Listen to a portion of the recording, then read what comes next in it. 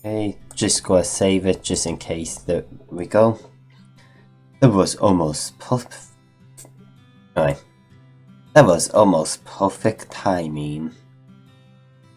I feel like she was stalking him, waiting for him to jump out so she can attack.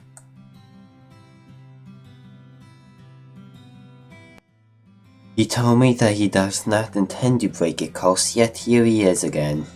Rod must sense my eyes on him because the minute he walks in he turns to me. His expression. I keep messing up these words. His expression is as cold and unmoving as always. He pointedly leaves the tavern area and enters the reception. I follow after him. I told you to find someone else. What can I do to make you stop hating me? Maybe if you grow up, lady, and stop being lazy and looking so mean. And if you get your hand off your chest, stop feeling yourself. What? See, she's feeling herself. Well, less though. You said that whatever I had done to you or your family was bad, so if I reverse that, I might get a good deed. You truly don't understand how goodness works, do you? I would not be asking you if I did. Rod closes his eyes and rubs the back of his neck. He looks thoughtful but also irritated. I intend to break my curse as soon as possible. I will do whatever it takes. Okay, she still look kind of like how she mean. I swear, she really need to change her facial expressions. I keep forgetting he can't talk without the bunny. And it seems to me that the easier way to achieve a good deed is to fix the supposedly bad things I have already done. So are you going to help me out or not? Tell Lady Parfait I will see her another time. He leaves the room without answering my question. I bow my hands into fists, and he calls me the cruel one. Well, have to break it to you, you are pretty cruel. A month has passed, and I have yet to complete even one good deed, not for any lack of trying though. Okay. How did a month pass by? Was that just out a month or something? Because that didn't seem like a month. Especially for just how chatting around and standing around. I feel like he skipped time without telling me. I have been asking around for advice on how to be a good person and receive various answers. Flashback. What makes someone good? I say being selfless. Oh, well, that character will help you? Seems like no one else will. I think it's important that you consider another person's feelings. Ask those two to help you. Patience. Ability to soothe even the most broken of hearts. Okay, I ask. Bravery. Loyalty. Must be beautiful on both on the inside out. What the heck? How does being beautiful on the outside count? Lady, you need to find new people because some of them didn't give you the right answer.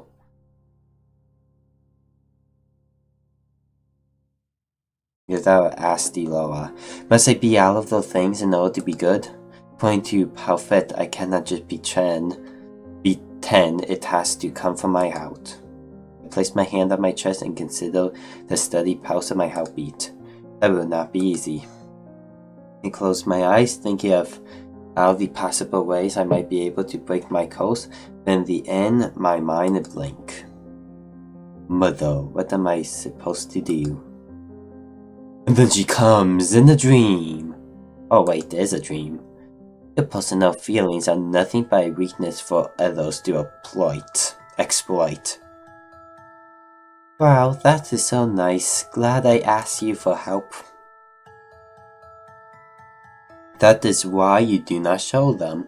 You only show them that you are strong. Yeah, that sounds really nice, but I think she need to find someone else other than this crazy. His mother. You must not let false kindness deceive you. People will use neckties to trick you into exploiting your weakness emotions. But you can trust me, I will never hurt you, I will never lie to you, I am all you need. I'm overly creeped out. How are the lessons of yours going? I hope you are not giving anyone a difficult time. I am not the only one having a difficult time. Have you tried pairing up with someone? Pairing up? Some of the people in the tavern pair up to assist each other. 2 heads are better than 1, as they say. Not a bad idea, but the problem is with her. Who going to volunteer to pair up with the Ice Princess? There's a point. People may not glare at me anymore, but it does not escape me that I am still disliked. Most of the boulders at the merchant volunteered to help her, remember? And I haven't heard any... Oh, did not mean to do that. Okay, we'll just save there. And I haven't heard any of them retract their offers. It's only a matter of time. Okay, that's nice. Stop it, Deloa. Deloa kinda mean. It's your choice, Princess. Pairing up is only a suggestion. Would pairing up with someone really help break my curse? What if they end up an annoyance instead? Princess. Excuse me, Princess. I'm sorry for disturbing you, but you've just been staring at your tray and the customer is waiting for his order, of course. Deloa has me helping Annex today. The merchant is unexpectedly busy and they cannot keep up with other customers. Stop daydreaming. Food doesn't deliver itself. I do not need you to tell me that.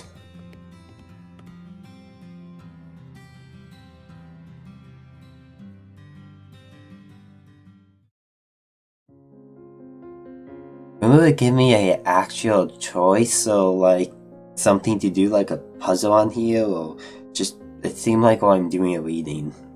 I stretch out on my bed. The stiff mattress does little to soothe my aching muscles. I was on my feet the entire day, struggling to keep up with the steady stream of people that came into the merchant.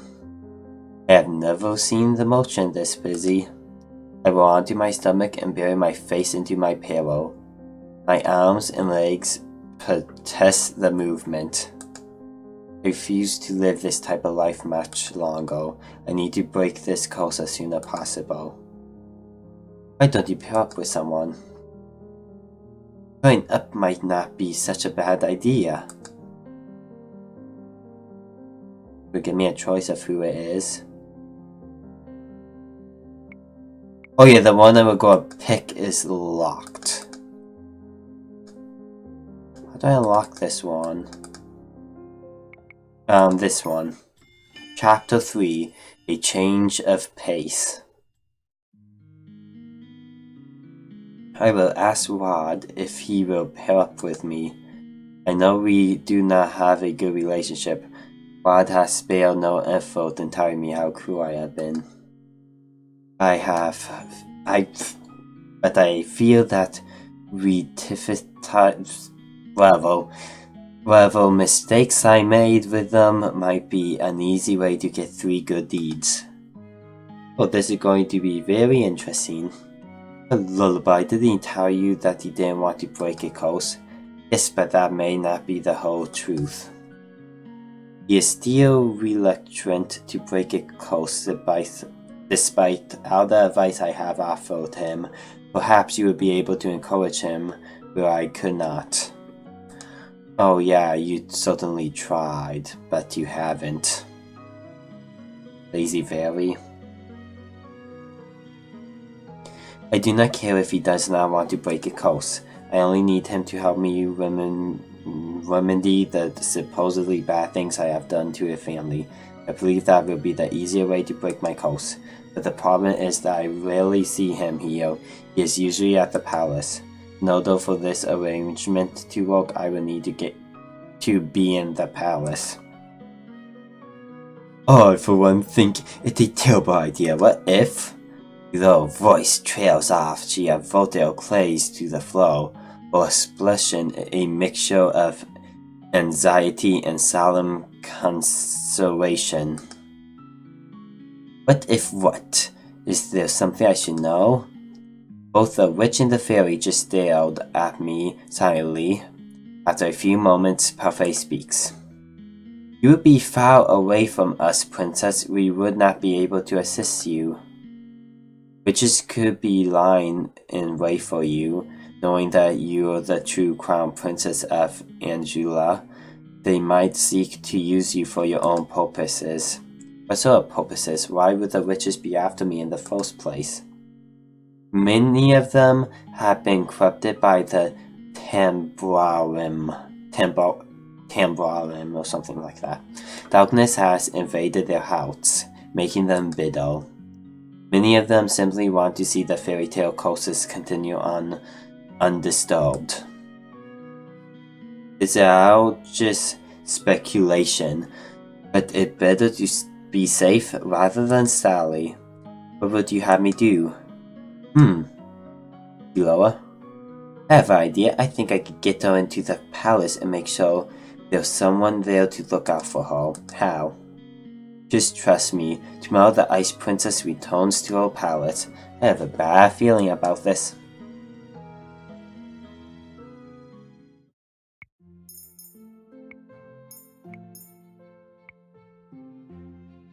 This cannot be happening. Yep, it's happening alright, and you should believe it. Dun dilly-dally. The princess will soon be awake and expecting her new maid.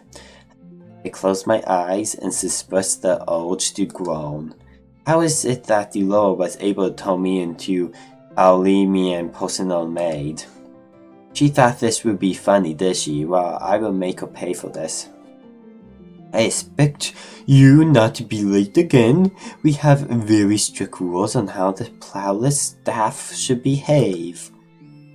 I'm not exactly sure how Delora managed this. She told me she was going to cast a spell on me and that it would be over as soon as I opened my eyes.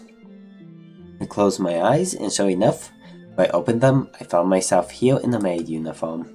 What does she do? The maid continues to babble at me. How annoying. I pretend to listen to her as she leads me through the palace hallways. The men and ward chambers are located here. Oh.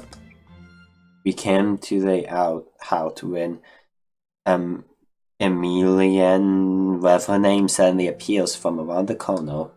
Your Highness? Your Highness? The maid ducks into a neat curtsy. What is her name? Emalingen or something? Emlind? I don't know. Did you go call her Emmett? Emmett's eyes met mine. I tense as I wait for any signs of recognition from her, but she only gave me a curious look as if wondering who I am. She clearly does not recognize me. The maid suddenly reaches back and part my shoulders, forcing me to bow. You're in front of the crown princess of Angula. Show some respect, girl. My apologies, Your Highness. She is new and clearly need to be taught some manners. Excuse me. Oh, please. There's no need for that. What is she trying to achieve by pretending to be kind to a palace maid? Who is she trying to fool? Your Highness, this is your new personal maid. I make glance at the maid, looking confused. Why do I need a personal maid? It is by King's orders, princess. Emmett turns to look at me again. What is your name? She is talking to you. Go. I scold at the maid before facing Emmett. I I cannot believe I have fallen so low that I am now being ordered around by a maid. I can't believe I have fallen so low. Laba. Nice to meet you, Laba. I hope we can get along. When I did not respond, Emmett face fouls. I was just heading to breakfast with my family. Of course, Lullaby will escort you to the dining hall. I raised my eyebrows at the maid, irritated. There is no need for concern. I can get there on my own. I breathed a sign of relief. I am not here to babysit her. The maid leans forward and whispers something in my ear. I don't know how is it that you landed the position, but you owe the royal family your diligence and respect. If you continue to show disrespect, I will be happy to roll with the king. The maid pushes forward so that I am supposed to stand next to him. She will escort you to the dining hall, your highness. Her job requires that she follow you everywhere in case you require assistance with anything. But it is almost time for breakfast, princess. Imogen, or whatever name, frowns and looks at me. I'm so sorry. What's she apologizing for? Good morning. Good morning. It seems that you have met your personal maid. The keen eyes widen as soon as he spots me. You look familiar. Does he recognize me? I feel a little tremble in my heart as I consider that hope. Are you not the girl who came to the gates before? I deflated with a soundless sigh. He remembers me as a peasant. This is the first time I am meeting you as immediate personal maid. What is your name? Laba. That's a lovely name. We're glad to have you here, Laba. The king gives me a warm smile. Makes me angry. He never treated me so kindly when he remembered me as his own daughter. Well, of course not. Emmett takes a seat while I walk to stand at the rails beside the maids and buffaloes. The door opens and walks inside. He greets the king, Ophelia, and then his sister. He is just about to take a seat when the eyes suddenly follow me. The shock is apparent on their face. What, is something the matter? I see there is a new maid on staff. His tone is almost askearly. I bristle at the words and am about to say something when Ophelia speaks. She is Amelia's new personal maid. Rod stares at me for a few moments, expression unreadable. Eventually he moves to take a seat. I stand silent and watch the royal family eat their breakfast. The small area is filled with happy conversation.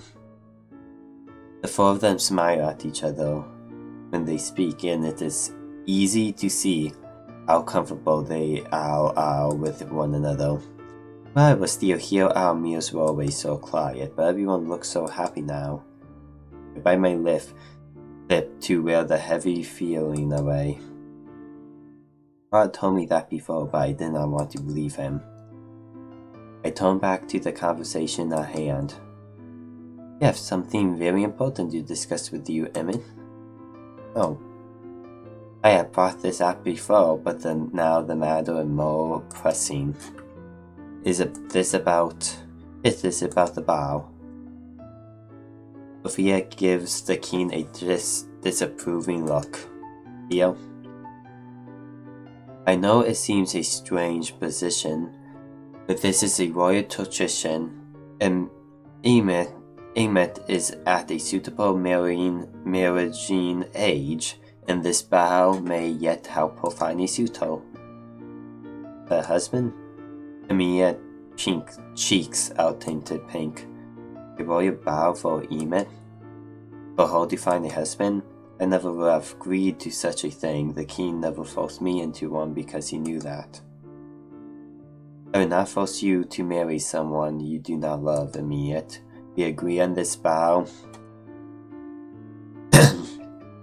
to uphold tradition. All eligible bachelors will be invited in 4 months' time, and you will choose the man you want to court. I did find my true love through a bow after all.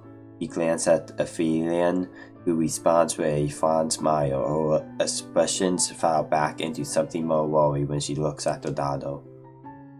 But what if I can't choose anyone? Then you will be kicked out the front door. We will throw one bow as patrician. We will not force you into another bow if you do not find a good suitor, but we must uphold traditions at least once. Perhaps this will push you to think more about the future.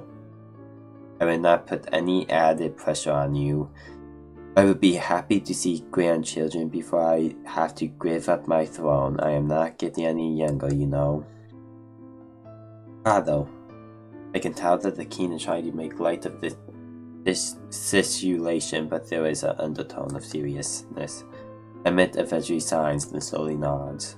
I understand. My gaze shifts to Lodge to search for a reaction, but his impression is impassionate. No reaction at all. Did he know this was going to happen? But could I really be the princess the kingdom of Andrula deserves? I feel so unprepared. Oh, why am I doing this? You are the crown princess of Andrula. You must be confident. Safe here, I guess. And here. Bye. I'm finished. May I be excused? The sweetheart, you barely touch your food. You may. Emma stands up and ducks into a quick curtsy before rushing from the room. I do not move until I feel Rod glare on me. I realize that I am meant to follow Emmett. Excuse me. I curtsy and follow after Emmett. I barely make a few steps away from the dining hall before the door flies open and Rod is rushing after me. What are you doing here?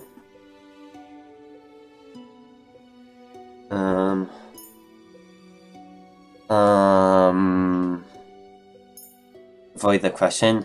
Rod began to advance toward me, but he stops and tracks where I speak.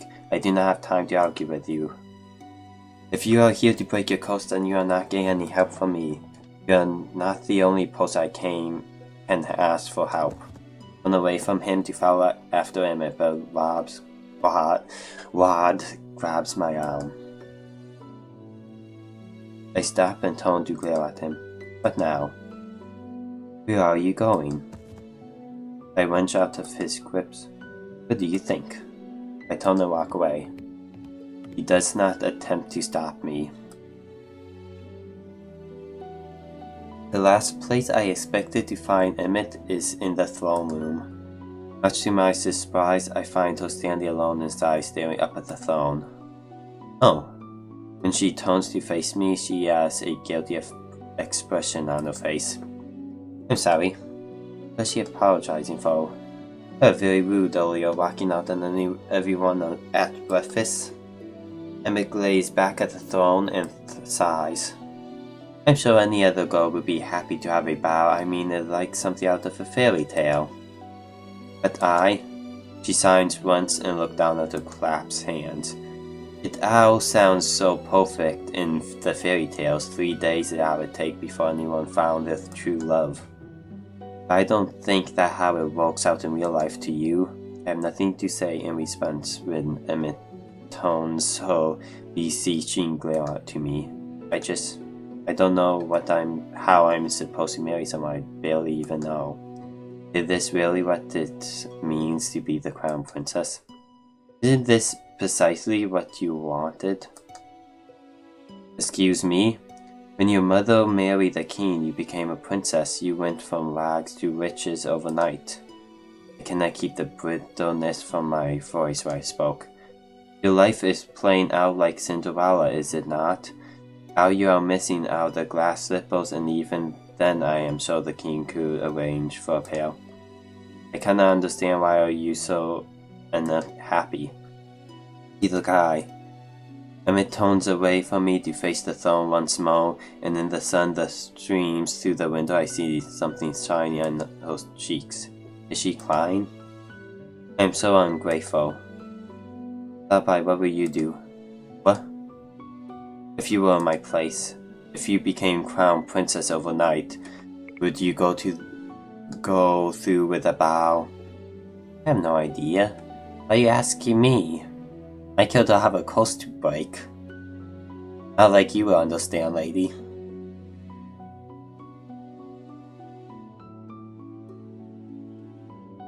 For the sake of Andrew Tutrition, for the sake of your role, I would never do anything so worthless.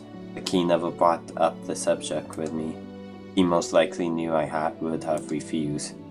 I miserably pat her cheeks and turned to me a weary smile on her face. When will give me a choice to do something? I could do with some fresh air. Shall we go to my friend's shop in town? We have only just exited the throne room when Emmett stopped short and I almost bumped into her back. Oh, Your Highness, what a pleasant.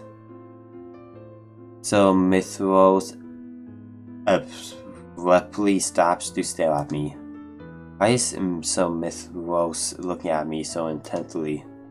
Is something the matter, so Mithros? No, nothing at all, Your Highness. I am just amused. Amused? Oh, you haven't met my new maid. This is the Lullaby. Lullaby? There's something in so Mithros' glaze that I do not trust. The silence is shifting, so I curtsy at him. So? How mean? So Mithros turns the attention back to Emia. Where are you off to on this pleasant day? Oh, just off to visit a friend. Make sure you bring your gouge with you, princess. Of course.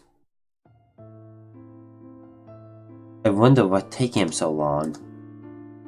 Emmett decided to invite Rod to join us on her visit. One of the gouges offered to get Rod for her, but he still had not returned yet. Another stands with us by the gates ready to escort us into town. Why does the king even keep those incompetent fools if they cannot find a single person? Maybe we should go look for Rod, but then, what if he gets here as soon as we search for him? I sign. I will go look for him, you can stay here. But you don't need to run errands for me. She has yet to ask me to do anything. What does she think a maid even does? Thank you, Lullaby. I feel like a babysitter. I cannot believe I have to search for Rod. Princess. I look up in shock, for his surprise mirrors my own. Where have you been? I've been looking for you everywhere. He paused to stare at my clothing. Why are you wearing a maid uniform? First, you remember who I am? I will never forget you, Princess Lullaby. But it does seem like I am the only one who remembers you. What is going on, Princess?